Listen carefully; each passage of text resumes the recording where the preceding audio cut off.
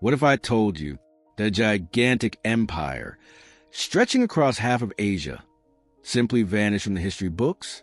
Not 1,000 years ago, but 200 18th century maps clearly display a name that today almost no one mentions. Tartaria, or Great Tartaria, as vast as Russia, as dominant as any European power of its time. And then, in less than a century, the name begins to fade. There is no great world war recorded against it, no famous treaty announcing its fall, only silence. What happened to Tartaria?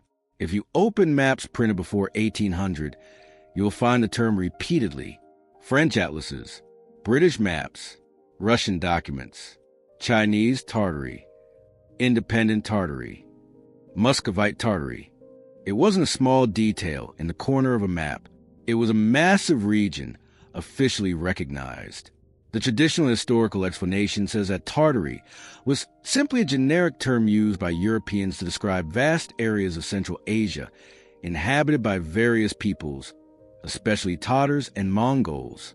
Over time, as the Russian Empire expanded its borders and cartography became more precise, the name fell out of use. Simple as that. But for some independent researchers, that explanation feels incomplete because official maps don't usually use gigantic names for centuries and then abandon them without leaving clear traces in popular memory. And that's where the mystery begins to gain strength. Now let's talk about architecture, because this is where the Tartaria theory gains some of its most intriguing arguments. Around the world, there are 18th and 19th century buildings with striking similarities. St. Petersburg, Chicago, Buenos Aires, Melbourne, cities on different continents.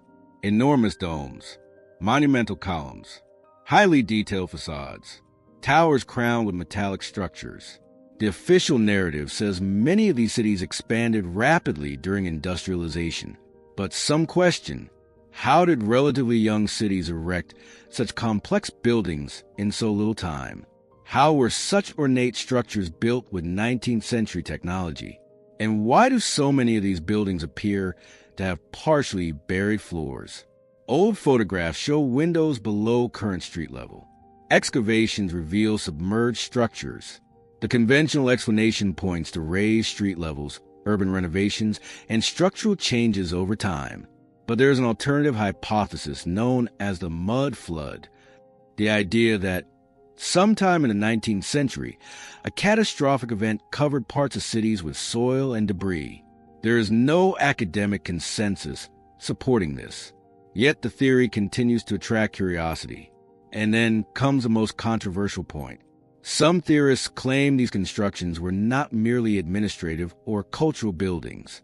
They were part of an advanced energy system, towers functioning as antennas, domes acting as conductors, a global network capable of harvesting energy from the atmosphere.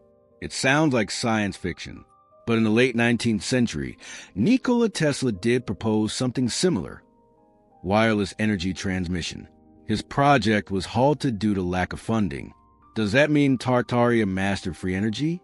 There is no concrete proof, but the coincidence fuels the imagination. What makes Tartaria so fascinating is not just the idea of a lost empire. It is a sense of a gap. Why does the name appear for centuries and then disappear?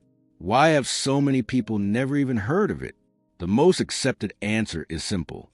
Tartary was not a unified empire, but a broad geographic term that was eventually replaced by more precise political divisions.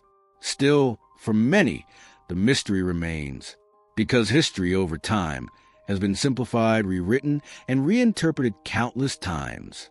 Empires fall, borders shift, names are replaced, but collective memory does not always follow those changes. Perhaps Tartaria was merely a cartographic label.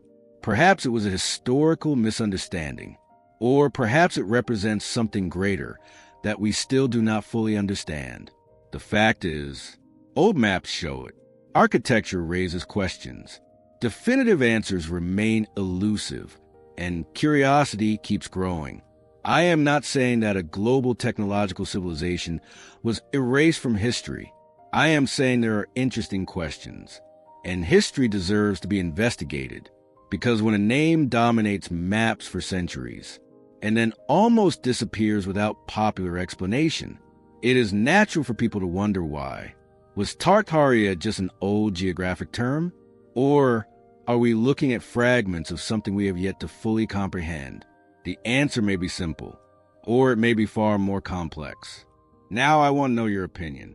Do you believe Tartaria was simply a misunderstood geographic label? Or is there something more behind this mystery? Because in the end, history is not only what is written in books, it is also what we choose to question.